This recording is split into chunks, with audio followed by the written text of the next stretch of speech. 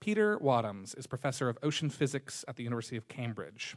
He leads the Polar Oceans Physics Group and has led over 40 polar field expeditions studying the effects of global warming on sea ice, icebergs, and the polar ocean. He's been awarded the Polar Medal by Her Majesty the Queen and the Italgus Prize for Environmental Sciences. We are going to see some of these amazing images from his work and his career in just a moment. And we've invited to speak with him tonight Brady Piñero Walkinshaw. Brady is the CEO of Seattle's own environmental media outlet, Grist. Do we have readers of Grist in the room? Awesome. He served in the Washington State House of Representatives from 2013 to 2017, representing the 43rd District. And as a Fulbright Scholar, he founded a nonprofit in Honduras that fosters youth leadership and prevents urban violence. Please join me in giving a big town hall welcome to Peter Wadhams and Brady Walkinshaw.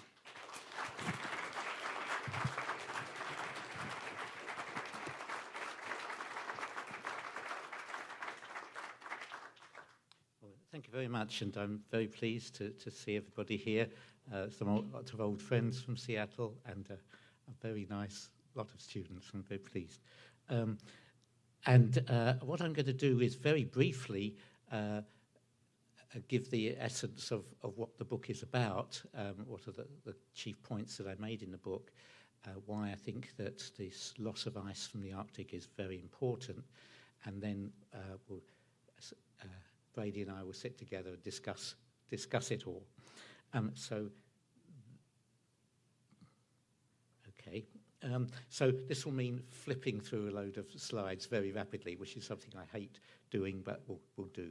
So the essential reason for calling the book A Farewell to Ice, apart from stealing a title off Hemingway so I didn't have to think of one, was that it's a mixture of saying farewell to ice personally, because there's not so much of it about, and having worked on it for many years since the 1970, the ice is simply different now. It's a different world in the Arctic. It's not a world of ice. It's a world of water with some sort of thin bits of ice, and so that wonderful scenery and that wonderful world of heavy, thick ice with ridges that it really impress you with the mass of ice on the planet. That's gone, and the farewell to ice. That's the personal feeling is regret that this has happened, and then of course the planetary feeling is the fact that disappearance of ice is actually causing a lot of feedback effects, which are in fact more serious for the future of the planet than the disappearance of ice itself. It's not, the loss of ice from the Arctic is not just a curiosity, and you can say, oh well, global warming is to blame, but it's like the Sahara getting a bit bigger or something like that. It's got knock-on effects, feedback effects, which will have a more harmful effect on the planet than the original loss itself. So I'll quickly talk about what the book says about this. So I'll go up. These are scenic ones to have on when we're discussing. That Arctic sea ice previously was very thick, even in summer. This is a summer scene from 1970, just off the coast of Alaska, north coast of Alaska. There's still heavy ice there. This is called multi-year ice. It's more than 3 meters thick. And here's a ship trying to get through that. I'm on that ship. And this is until about 10 years ago, even in summer, sea ice covered the whole Arctic Ocean. It retreated from the subpolar seas, but in the central core of the Arctic Ocean was ice covered throughout the year. And that's changed in the last few years, especially in the last decade. And this is the same scene in 4 years ago. In fact, this is even further north into the Arctic Ocean. You see how miserable and pathetic the ice is. You can't stand on that safely. In fact, the Coast Guard wouldn't let us stand on it. And this ice melted very quickly. So the ice nature of the sea ice has changed completely. So what we knew, I'll rush through this so that here we are. We knew from about 1950 that the sea ice was retreating. This is from the rather crude measurements that you could make then. And from 1950 on, the bottom curve there is the summer sea ice. It was retreating in a kind of linear way. The other curves are other seasons of the year, which were retreating more slowly. And then the retreat got to be to the point where suddenly people started to notice it. And the first one was in the bottom right. In 2005 was the first year in which the sea ice lay so far back from the coastlines of Alaska and the Russian Arctic that you could easily see how you could steam through the Northwest Passage or the Northern Sea Route. And then in 2007, there was an even bigger retreat. Somebody took a huge chunk out of the Arctic Ocean, and suddenly you had a big sea in the Arctic Ocean, which had never been there before. And that meant complete change in. There were more waves, for instance, which were having an impact on the ice. The water was warming up, and because these coastal seas are mostly very shallow, that means the water was warming up all the way to the seabed. And 2012 which is the white picture there, is the maximum retreat so far in summer, and you can see how it's retreated more than 2007, which was the yellow. So we've got less ice, it's thinner ice, that's the multi-year fraction has been going down. And I'm sorry for rushing through this, but I'm trying to make this bit quick. And it's the loss of sea ice area has been far greater, more rapid than any predictions of climate models. So here the predictions of climate models, average predictions are the black lines, which say there should be, the deep black is the average, which means that climate model predictions say there should still be plenty of ice around in the summer right until the end of the century. But the reality of measurement is that it's already vanishing now, and you can see that it's not going to last very many years for the summer. The first, and what are the impacts of all this? Well, the first one is that when you have a big retreat of sea ice, you're replacing an area at the top there, which is white, which reflects about 80% of the radiation falling on it, to an area that reflects less than 10%, that's water. So this is called the albedo of the ice, the fraction of radiation from the sun that's immediately reflected into space. And the contrast between ice and open water, or between snow and bare land, is a huge one. It's this 80 to 10%. So that means that as soon as you have a big retreat of sea ice, you get a lot more heat absorbed by the surface water or surface land, and that means that the Earth warms up faster. So you get an accelerated warming of the planet. And this was an estimate done that it's equivalent to adding a quarter to the direct effect of greenhouse gases. In fact, this study didn't take account of the fact that the snow is retreating as well, and that adds another factor of about the same. So in other words, about 50%, we're getting about a 50% more heating of the planet than we would have had without the sea ice retreat. So the sea ice retreat is not just retreating, it's impacting the planet by accelerating global warming. And it's retreating fast because it's thinning as well. And to measure the thinning, the best way is to go around in a submarine in the Arctic with a echo sounder looking upwards. So this is how we do that. And that started to show a big thinning effect. So in 1990, I was able to show that the thinning was about 15% in 10 years between the late 70s and the late 80s over a big chunk of the Arctic Ocean.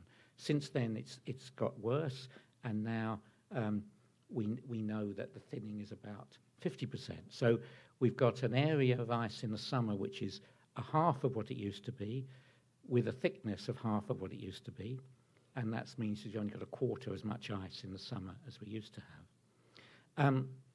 Here is the volume curves showing that decrease, which is more than linear. It's heading down towards zero pretty fast.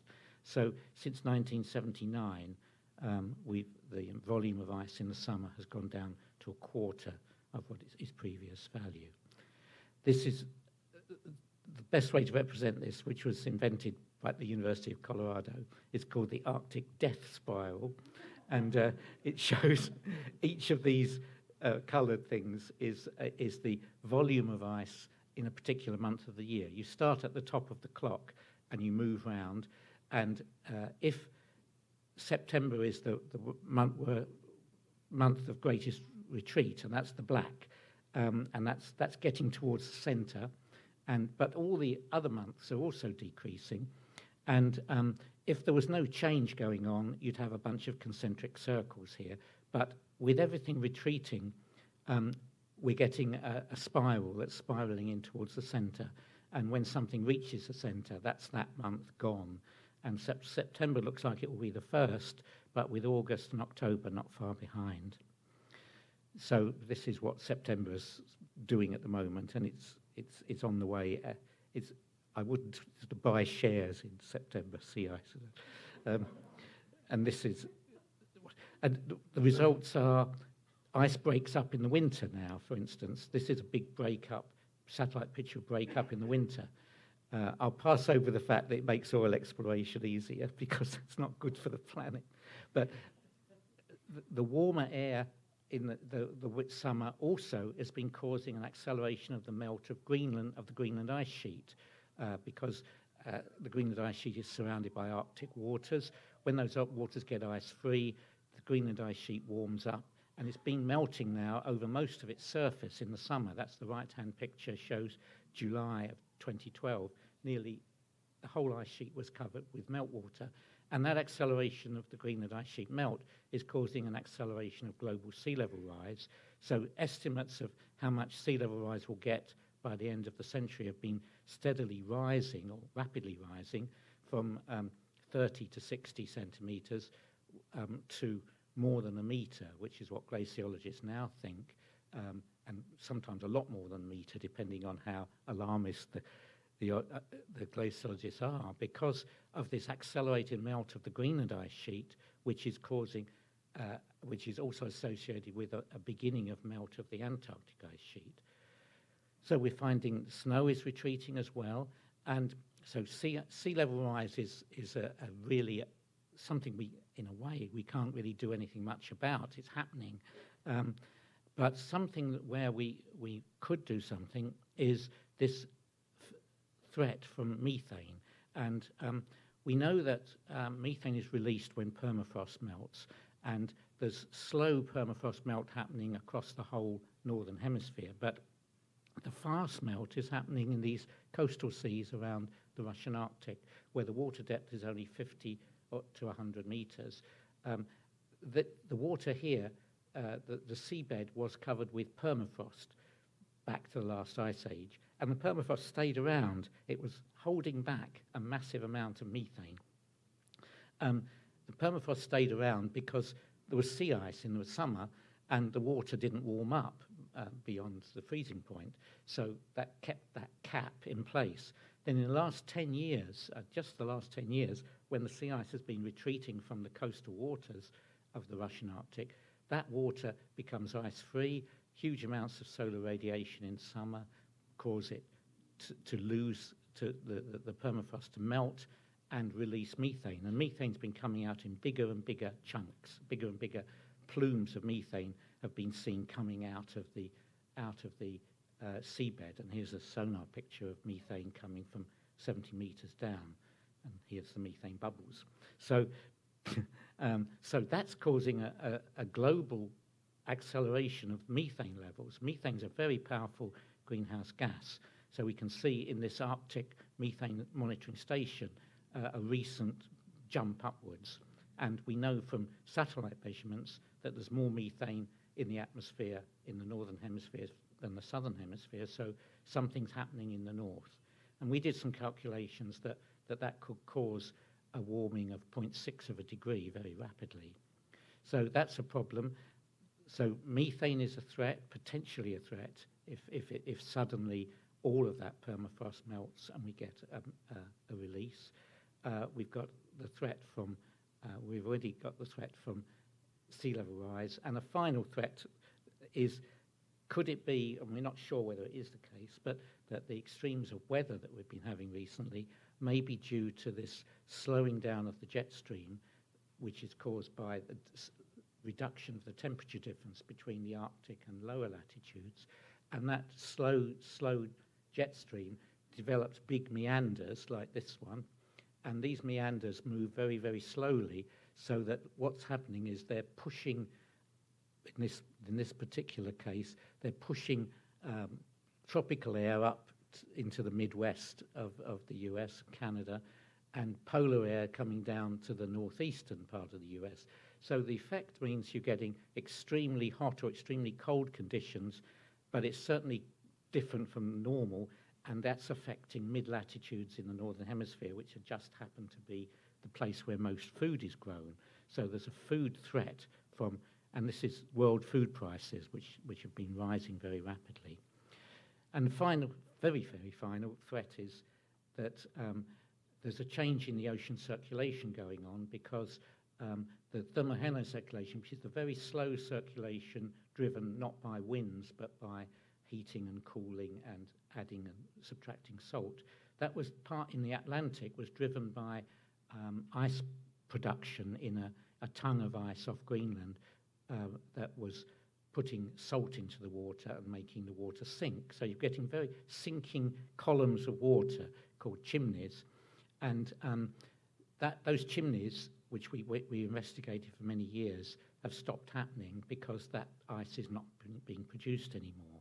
So the result of that will be a reduced current in the North Atlantic, not reduced completely because there's the wind blowing, but the reduced current will cool northwest Europe or make it warm less rapidly, but will warm rapidly the waters of the Gulf of Mexico and Caribbean.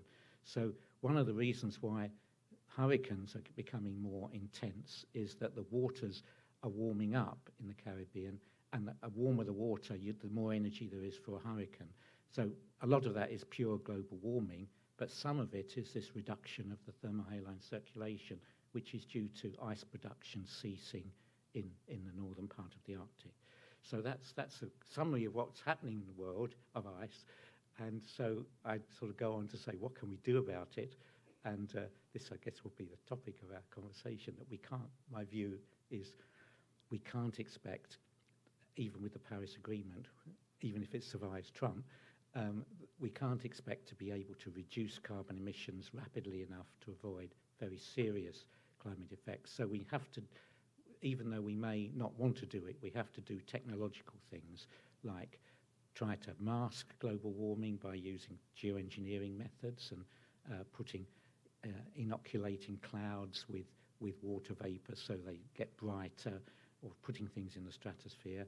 Or ultimately, we have to be able to take carbon dioxide out of the atmosphere completely. And so we need a sort of Manhattan Project to do that, to find ways, or there are ways, but they're too expensive, to extract carbon dioxide from ordinary atmospheric air and get rid of it somehow. And that will cure the greenhouse effect and save us. But so all we need is a massive research effort. So that's what I recommend, to say the only thing that will save us. So now.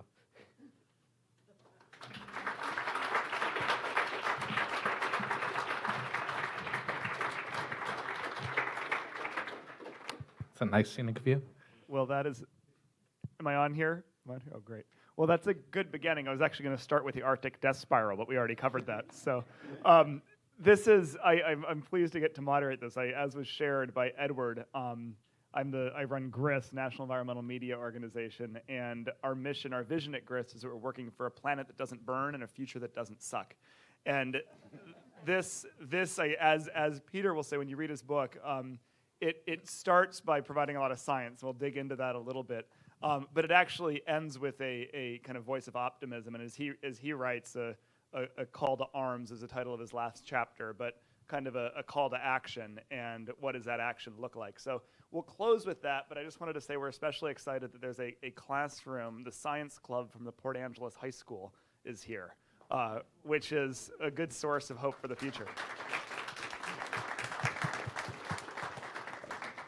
So I thought, Peter, the first question that I would ask is a fairly basic one, and you covered it some, but just maybe to say kind of what is ice, and in a sense, why does it matter? Just what is ice? Well, it's a very odd chemical because it's one of the few substances which becomes less dense when it freezes. So most metals, for instance, when they melt, they become more dense rather. But ice is less dense. The solid ice is less dense than water, so it floats on water. That's the basic. But apart from water being the chief component of everything living, the frozen form of it floats on top. So when you have a climate that permits ice to grow, then you've got this layer separating the ocean from the atmosphere and regulating a lot of processes. For instance, it prevents the atmosphere above the ice from warming very much in the summer. It prevents heat exchange, and it's really plays a big regulatory role. And so to have an ocean that's got some sea ice on it can be very valuable for the planet. And so it's a remarkable substance in many ways. Despite the fact it's the frozen form of the most common chemical in the world, it's actually got some very weird properties. So to study this chemical, you spent a lot of time on ships and in vessels. And one of the things that Peter speaks about in his book is this incident in 2007 where there was an accident on a research vessel. And just wanted to maybe share talk a little bit about how you actually study ice and kind of what's the experience been in the actual conducting of the research and this more harrowing incident. Well, the first thing is you have to go out into the field and do measurements. You can't sit in front of a computer, well, not for much of the time. And it's most of those are uncomfortable and dangerous things. You set up ice camps. You stay in an ice camp and drill holes and cut holes in the ice. You fly over the ice. You land with helicopters on it, or you drift in the ice with a ship. Here. Oh, this is sort of typical building a camp with a hole in the bottom so you can put some instruments through.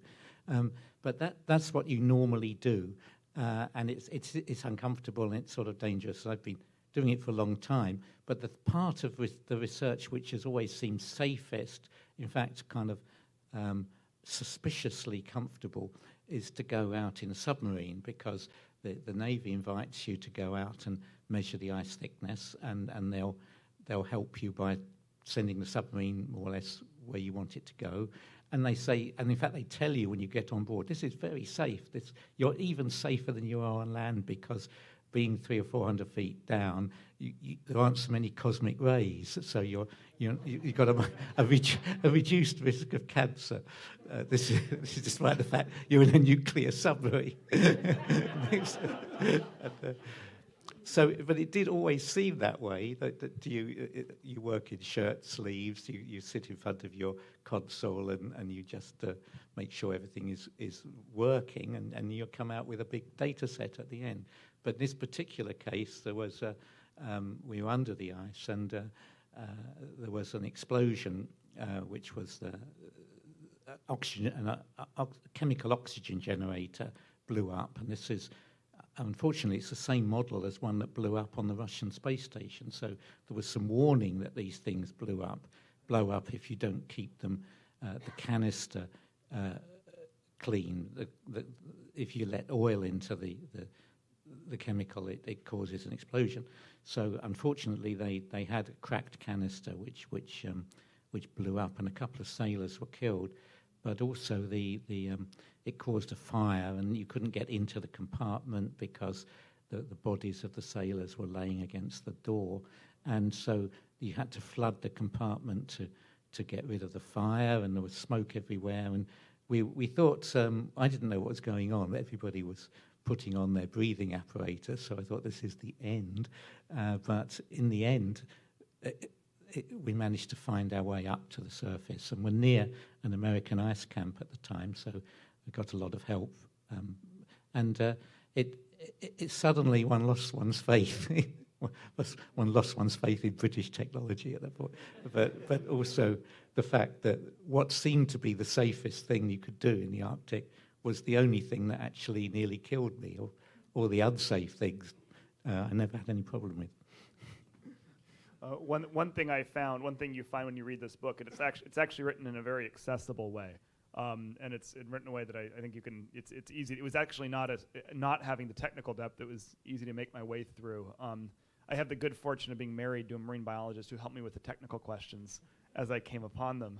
But one thing I was going to ask is that you talk a lot about over the last 12,000 years. If you take a step back, over the last 12,000 years, we've had a period of kind of relative stability, and it's been kind of unusual in planetary history. And I just wondered if you might talk a little bit about kind of this time since the Ice Age, and what that's meant, and maybe you talk a little bit in here too about what has been so dramatically different in terms of ice, particularly over the last 10 years.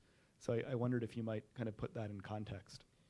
Well, over the last period since the last Ice Age, we came out of the Ice Age about 12,000 years ago, and the periods of warm weather in between, called interglacials, over the last 4 ice ages have been tracked very accurately because of being able to take ice cores through the Greenland and Antarctic ice sheets, which retain a record of the temperature because of the ratio of oxygen isotopes in the water. And they also retain a record of the gas composition of the atmosphere because of little air bubbles in there. So it looked as if in the last 3 or 4 interglacials the temperature didn't stay warm and steady for as long as it's done so far. 12,000 years we've had a longer dose than normal of warm, steady temperatures, and in the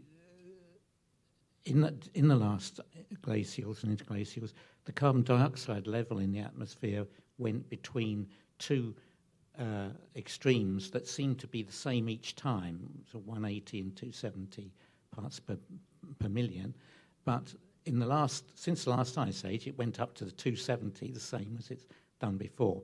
And then suddenly, in about 150 years ago, the carbon dioxide started shooting up and the temperature started shooting up, and that was, of course, the Industrial Revolution, and we started to burn coal. So what we've done is an inadvertent experiment with the climate where we've added more than 40% to the carbon dioxide level relative to the normal natural climate CO2 level in a warm period, and even more to the methane level. That's more than doubled. So we've done something to the climate which it's going to be very hard to undo, but we do have to undo it because the warming that we've had as a result of that hasn't caught up yet with the amount of CO2 we've added. So if we simply stop adding CO2 to the atmosphere, which we're not going to be able to do really, whatever politicians say, we're just not going to do it. Even if we stop, temperatures will keep on rising for quite a long time while the planet catches up with the extra dose of CO2 it's suddenly received from man. So we've done something we've really poked the planet with a stick, and we can expect nasty consequences. So in reading some of the reviews of your book, I wanted to take a moment and it's actually maybe a nice escape American politics for a moment and travel across the pond to the United Kingdom.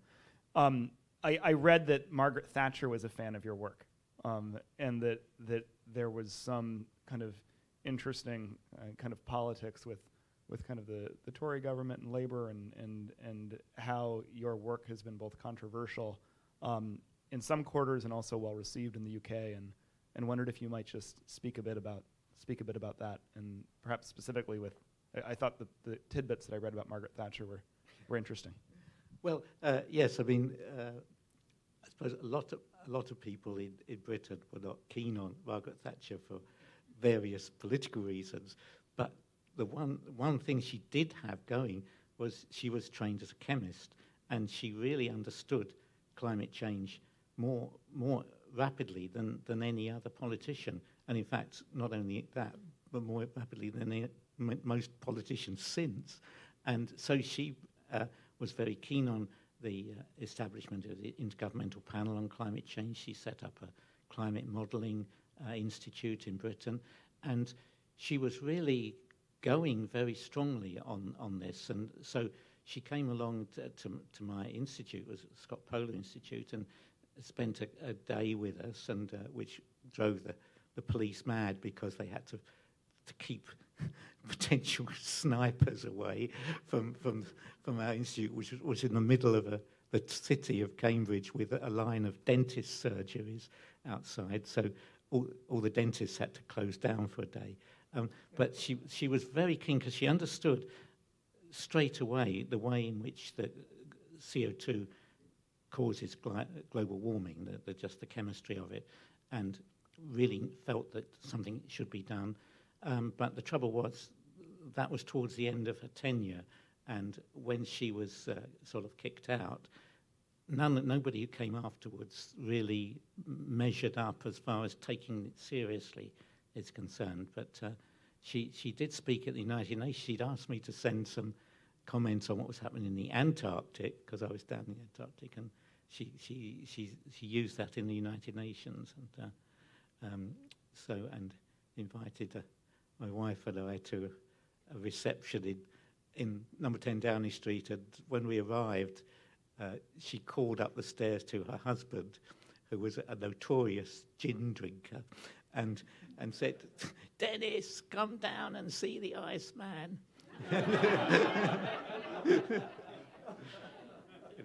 Anyway, that's my only insight into British politics. You mentioned the Antarctic, and I think it's interesting that as I read more about your work, that we have had ice receding at this rapid rate in the Arctic, but the story's been different in Antarctica, and wondered if you just might compare the two and say a bit for people why we've had this really different experience in Antarctica that we have not been seeing in the Arctic. Well, I have a chapter in my book on the Antarctic, and it's certainly the case that while the Arctic ice has been retreating rapidly, the Antarctic ice was actually slowly advancing, which is also a challenge to theoreticians to understand. But that slow advance has stopped now, and it's started to turn into a retreat. So the Antarctic is now beginning to follow the Arctic. But the reason why it was advancing doesn't seem to be connected with warming as such. It was because the winds in the southern hemisphere, the Southern Ocean winds, which are very, very powerful westerly winds, increased in average speed over the last few years. Nobody quite knows why. But those increased westerly winds driving the ice eastwards would also give it a little boost, a little push to the northwards because of the rotation of the Earth. So the ice is surviving to reach a further north latitude before it melts. So it's on a kind of roundabout that's going faster, and it can get to lower latitudes. But that's only works up to a certain point, and then it's now reached that point, and it's starting to retreat. So one more question here before we turn to some kind of hopeful kind of solutions. So the permafrost, you brought up the permafrost and methane. Something I would recommend, there's this great film by Werner Herzog out that some of you may have seen called Happy People, which is actually about the Russian tundra and talking about the permafrost retreating. But I just wondered if you might talk about methane and the permafrost, because that did seem like it was this potential looming, real potential for a step change in climate. Yes, I mean, I feel this is a very serious threat that's been underestimated. And the reason is that we know that about half of the northern hemisphere is covered with permafrost, so that you've got frozen ground over huge tracts of Canada, Alaska, Russia. And that's gradually melting, and as it melts, you're releasing this sort of gooey black stuff, which starts to generate methane. And so we're going to get increased methane emissions from the loss of global And permafrost. that's much more potent than CO2, right? Yes, I mean, one molecule of methane's got 23 times as much effect on the warming than one molecule of CO2. But the more rapid change seems to be the offshore, because on land it's a slow process, but offshore it seems to be a fast one, because there's this cap that's been holding back methane, and the cap was permafrost that was around during the last ice age and didn't melt after the last ice age, because the ocean was still ice covered, and that kept the ocean water was cold. Now the ocean water is warming up in summer. We measured 11 degrees in a recent voyage, and that means that with shallow water, that warming gets to the seabed, the permafrost melts, and big amounts of methane come out. The methane, when it's in the sediment, it's in the form of a solid stuff called methane hydrates. And I think there it is, that's the gooey stuff. If you dredge up the seabed and dig this out, it looks like ice, but it doesn't behave like ice, because if you light it, it burns. It's kind of ice which burns. And it's because the methane is contained within the structure of the ice crystals. And that's the methane hydrate. And what happens under the seabed is that's one of the layers of sediments that you have. You release the pressure over the top and it disintegrates and the gas comes out. So the threat there is that if that all happens quickly, we could get a very rapid warming, because the methane comes straight in there and causes warming. We could get about 0.6 of a degree in just a very few years, which would be almost the same as the warming we've had since the last century.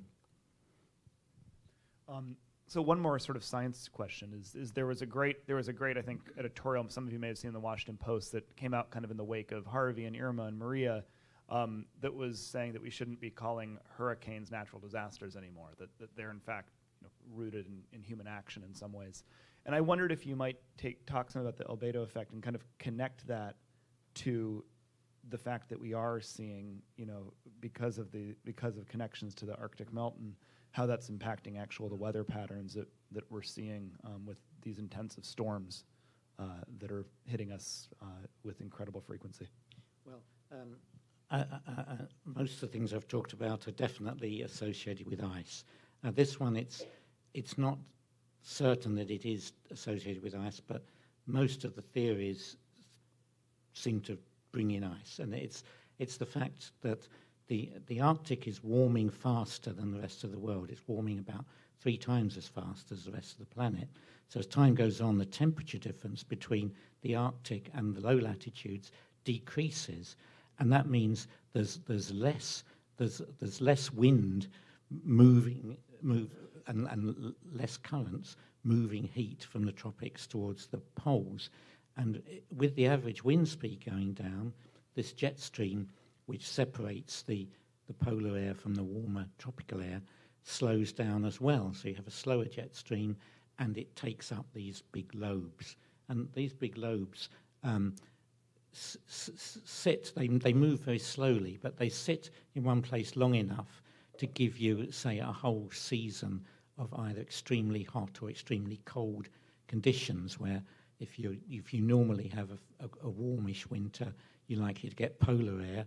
If you normally have a coldish winter, you're likely to get tropical air. So those big extreme climate changes are all happening where the jet stream lobes are, which is mid-latitudes, where there's where wheat production, both in Europe, North America, the biggest crop production is in those latitudes. So the threat to crops is enormous, and that would also drive up food prices, which is going to cause social unrest, as it already has done. So with that, I mean, it's 2017. Where do you find hope? And you started talking about technology a bit, but you also talk some about behavior change in the book. Yeah, sort of where do you find hope? Well, obviously, behavior change is important, but personal behavior change is helpful. But there was a British science advisor said, well, if everybody does a little, the result is a little.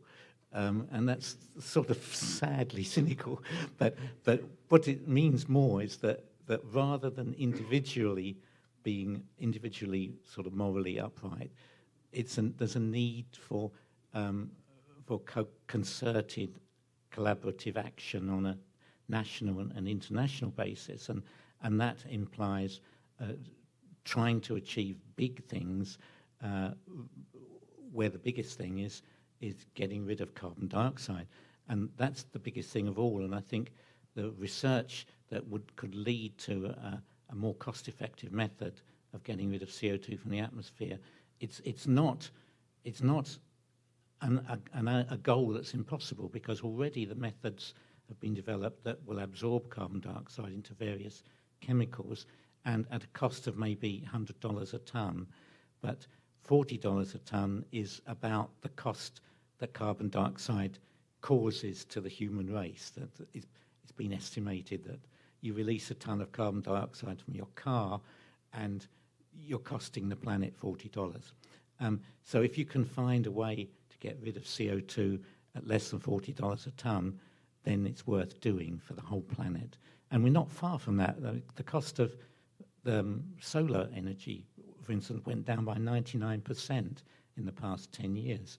So the cost of doing this, with flinging enough technology and research at it, I'm sure could be brought down to the point where we can do it. And then we're saved, because we can get rid of CO2 faster than we put it into the atmosphere, because I assume there'll still be people driving cars around. Then we're saved. We're actually reducing CO2 levels in the atmosphere, and that's reducing the global warming effect. So I see a real sense of optimism. If countries of the world can work together, well, it doesn't even need to be a lot of countries. I mean, one country can do that research. The US could do it, probably better than any other single country. But if we all get together and regard that as a high priority, then we can get to save the world. And if we don't, we can't, because the CO2 emissions won't reduce very fast, while the warming is going up very fast and will reach a point where it will have serious effects on food production and on every other aspect of our lives before we can get it in hand. I don't think we can get the whole thing in hand without introducing technology to get rid of CO2. So we're gonna turn this over for questions, but just for context, I think that $40 a ton number is interesting. I was just thinking at the peak in British Columbia, when they had their carbon tax, they got to that $30 a ton price level. So in Washington State, as we're talking about, we've been talking a lot about pricing carbon here in Washington State. Kind of what is that number? That number is very variable. It depends on the people who do the research. Well, why don't we go ahead and open it up for? Is that okay with the town hall crew? Is it a good time to open it up for questions? I see thumbs up. Okay, great. So we'll go ahead and open it up for questions. I understand there's one microphone here, and is there also a traveling mic? Or Edward, should they come up to the front here? Just this microphone right here. Okay, great. So if you have a question, please just come over and make a line here, and we'll have questions. Hi, I'm very excited to be able to ask you a question. I've been following your work, and I think it's really cool that you're in Seattle. I have two questions. The first one might sound like it's a critical comment, but I don't intend it to be. You've predicted that the Arctic ice would melt in 2015, and then subsequently sort of predicted it was going to end in 2016, and you may have even followed with 2017. And I'm wondering what your thoughts are on given the variability of everything, that we've had several years where an important, I think it's an extremely important topic where the predictions haven't come true, and what the balance is between alerting people to the problem and versus perhaps a little hyperbole. The second question is more straight ahead, and I wanted to know what you thought. How does this latent heat effect thing play out when the ice melts? Is it like a 10-year thing or a 5-year thing or a 1-year thing? And those are, I'll wait for your answers. Well, regarding predictions, I mean, I showed that graph of the predictions of all the models, the climate models from the Intergovernmental Panel on Climate Change, and they were showing this very slow decrease in the summer that was going to leave us with substantial amounts of ice by the end of the century. And climate modelers that I talked to, especially at the British Meteorological Office, were saying, oh, well, our models show that it will be the 2060 to 2080 that we might expect to see the summer ice disappearing. And so I said, well, you go outside to the Arctic and measure something, and you'll see that the ice is thinning and the ice is retreating, and the trend would be taking it down to zero very soon or now. But of course, the trend is in nature. Nothing follows a straight line trend. I mean, but there's a trend that things do follow, but there's wiggles, and the wiggles are the interannual variability because of weather effects and storms that come in at the critical times in the melt process. So yes, we haven't lost. So what my prediction of saying sort of roundabout now was to really set against the climate modelers who didn't look at data and were saying end of the century. But yes, it hasn't gone yet, but the thickness is still decreasing every year, and the area for most of this year was actually lower than ever before, but it didn't reach a lowest value in September, but it was right through the winter. So it's hovering on the brink of going, but hasn't gone yet. And then the latent heat, I think, well, what you mean is, the most important climate effect of latent heat is that if there's still ice around, it acts like a kind of a air conditioning system or for the planet. So if there's still ice sitting there in the summer months of any thickness, then the atmosphere can't warm much above zero, because if it warmed above zero, the snow and ice on the surface would melt. And the sea can't warm above zero because it would melt ice. So the presence of ice regulates both the atmosphere and the ocean, and that's especially important because once that goes, then you can warm up the ocean as much as you like in the summer months, and that is what can cause this permafrost disappearance. So the main effect of latent heat is that it's as long as there's ice still around, the latent heat enables the ice to regulate the atmosphere and the ocean. But once the ice is gone, that's lost.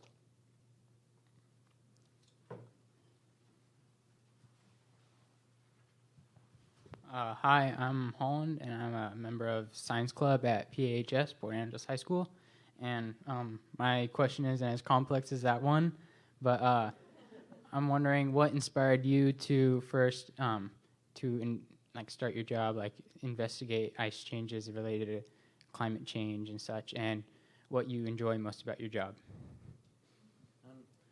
Well, I started out, I wanted to be an oceanographer because I thought you could have tropical cruises and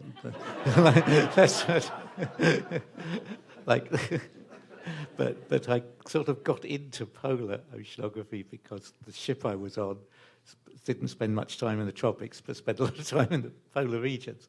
But for a long time I was working on trying, and one thing in the 70s was that not many people were working on sea ice.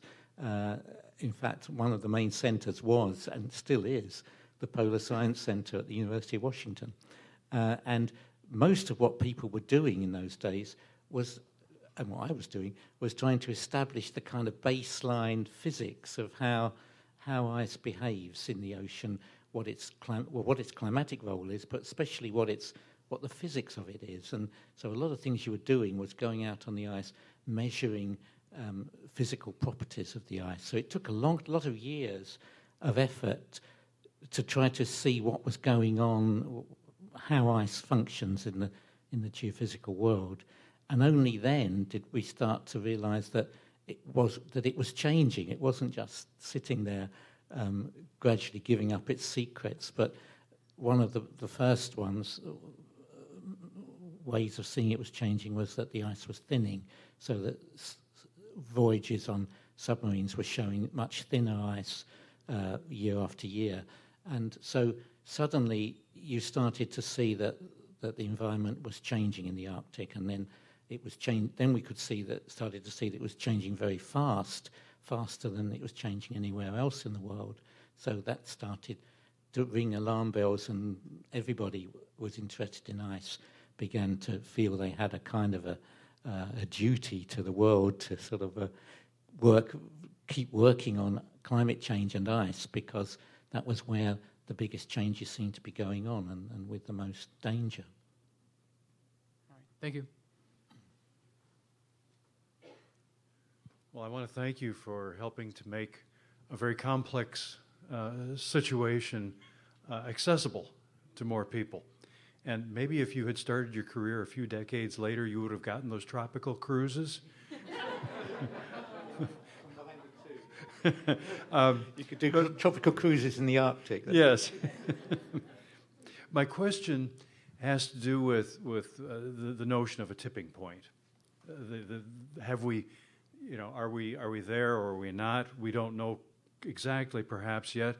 But if we pass that tipping point, and if we don't take some of the actions that you have recommended to sequester the CO2, what does the future of the Earth, humans are not going to make it, but what does the future of this planet look like as it begins to come back to equilibrium with that CO2 content, or does it?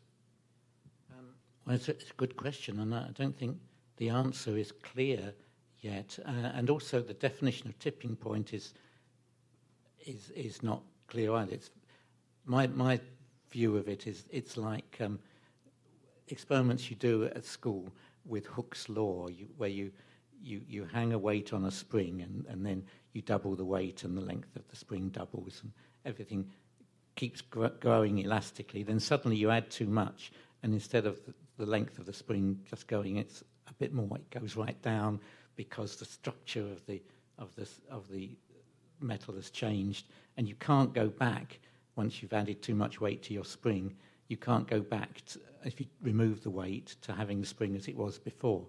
So a tipping point is where if you remove the stress, you can't go back to where you were before. You're stuck with a changed world. And so the question is, have we reached a tipping point on ice whereby if we could find a way to reduce CO2 levels, and would it bring back the ice to the level it was before and take our climate back to a comfortable state? And well, I don't know if people's work differs on that. I know it would be very, very hard to do that, and quite possibly the one thing we won't be able to get back, the genie we can't put back in the bottle is sea level rise. We could, if we do this wonderful job on getting rid of CO2 from the atmosphere, and take our CO2 levels back down, the air temperatures might go down or stop rising, sea ice might even come back. We could maybe be able to prevent some of the methane emission. But one thing where I don't think we can stop is sea level rise, because it's dependent on the melt of the huge ice sheets like in Greenland and Antarctica, which gradually have got themselves into a melting state over the several thousand years, and they're not going to stop now. So when people talk about climate change, they sometimes talk kind of loosely that if we could get rid of climate change, we'd stop sea level rise. But I don't think we can. I think that's something that we are stuck with, and we're not going to be able to, whatever measures we use on to reduce climate change, we won't be able to reduce the rate of sea level rise. So we're going to have to put up with all the terrible effects that are going to happen there to coastal cities and coastal communities in poor countries like Bangladesh. Hi there. My name is Bridget. I'm also with the Port Angeles High School Science Club. And my question is regarding the permafrost melting and releasing methane. And I've heard of permafrost before, but I'm not exactly sure what constitutes permafrost and why is there methane inside of the permafrost. So, yeah. Okay. Well, on land, there often isn't methane in there to start with. The permafrost is just where the air temperature is low enough that through the year, on average, water is frozen. So soils, which always contain a lot of moisture, that moisture is frozen. So you have a layer where you have soil, but the soil isn't soil as we know it down here. That is kind of wet black stuff. It's dry black stuff with held together by ice, and that permafrost can go down hundreds of feet, and you build cities on it, and a lot of Russian Arctic cities are built on permafrost. But when it melts, what you release is the soil, and the soil has got a lot of carbon in it. It may have dead vegetation in it. That carbon and dead vegetation then start to have chemical reactions because there's now liquid water there that can react together, and that leads to methane production and production of other gases as well. In fact, sometimes even oxygen. So methane is produced by chemistry more or less after the permafrost has melted, whereas in the Arctic seas, the permafrost, the methane is there waiting to burst out when the layer of permafrost over it melts. So the permafrost in the offshore acts as a kind of cap on methane, but permafrost on land is just there, and when it melts, you start the chemical processes going that end up producing methane. Okay, thank you. That was enlightening. We have time for both of these two questions, but I also wanted to say on behalf of everyone who's not part of the High School Science Club, I really appreciated that question and answer. So thank you for that. But these last two questions. Thanks for the talk, Peter. My question was around what you said is pretty much our only hope, which is carbon dioxide getting back out of the system. So essentially, carbon dioxide is there in the atmosphere, and it also gets absorbed in the oceans as they acidify. And I'm curious to know, how do you see, do you imagine planes flying in the atmosphere and spraying something and that converting it, or oceans are huge. How do you, and so is the atmosphere. So how do you think about the challenge of something of the scale of Earth, and you can drop something and it will convert carbon dioxide? And also, if you could talk about, once the carbon dioxide is maybe converted into a liquid or something else, how do we ensure that it's not like coal, which we can burn again and release again? Yes, it's a good question.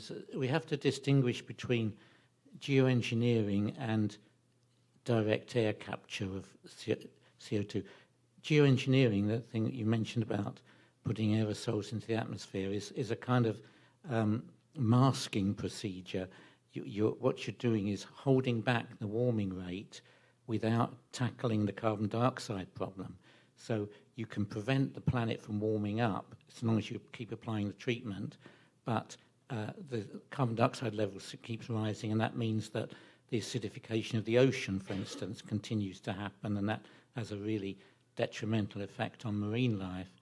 But what you do is you either put aerosols into the upper atmosphere, which reflect radiation back into space, or one which I prefer in my book is marine cloud brightening, which is where you have tall masts on ships, and you put very finely divided water particles into the bottoms of clouds, and the clouds become brighter and they have a higher albedo, reflect more radiation. Both of these methods will work, and they'll stop us from, if they're applied, they may stop us from having as severe a dose of global warming, because they can hold it back. But they won't hold back the CO2 effects, and as soon as you stop applying them, everything warms up even more rapidly. Whereas direct air capture is getting rid of the CO2, and you've got to absorb it into onto some chemicals which are being improved all the time. But as you say, there's a huge problem of dealing with the stuff, because we release something like 35 billion tons of CO2 a year into the atmosphere. If we wanted to get the CO2 level down, we'd have to capture more than 35 billion, because we'd have to capture the 35 billion that we release and capture some more as well to get the level down. And that's more than coal mining, for instance, or more than any kind of iron ore, or any industry you think that involves huge amounts of volume being dealt with. There's nothing that can match 35 plus billion tons of CO2. So that's a real challenge, and that's why it's a Manhattan Project, because we've not only got to find a way of absorbing the CO2, but we've got to find a way of getting rid of it and not putting it. It won't all go into disused mines. It's got to be maybe turned into some benign chemical that the world doesn't mind having big piles of it lying around. So it is a real challenge, and that's part of the necessary Manhattan Project, I think.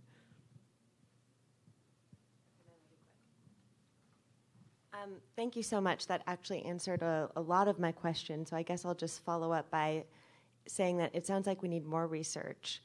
And on that note, are there any circumstances where you think that the ice could come back for a hello? Or is this truly irreversible and farewell forever? My personal interest has been in this marine cloud brightening method. And of course, I've said in this talk that I don't believe in models very much, but the modelling that's been done on applying marine cloud brightening suggests that if you had about 200 ships drifting around, putting this stuff into marine clouds, you could actually reduce air temperatures in certain parts of the Arctic. You can kind of steer the effect into particular regions, and that would be enough to cause an increase in sea ice area. So to some extent, we think it might be possible to bring back some of the sea ice, and that would then also have the other good effect of slowing down this methane, or reducing this methane threat. So that's about the best we can hope for, I think. I'm gonna just one comment here in closing is if you do indeed buy the book, you will take some regional pride in it, because there are a lot of references to the research at the UW, and there's also a great quote here that Peter uses at the end, actually from Chief Seattle, who wrote that all things are connected. Whatever befalls the earth befalls the children of the earth. So that's appropriate to read here in Seattle, and I think we have a lot of future undergraduate research assistants from Port Angeles High School for the Manhattan Project. So, because we have to do it soon. So I will hand over the microphone to Edward, but let's give a round of applause. A round of applause.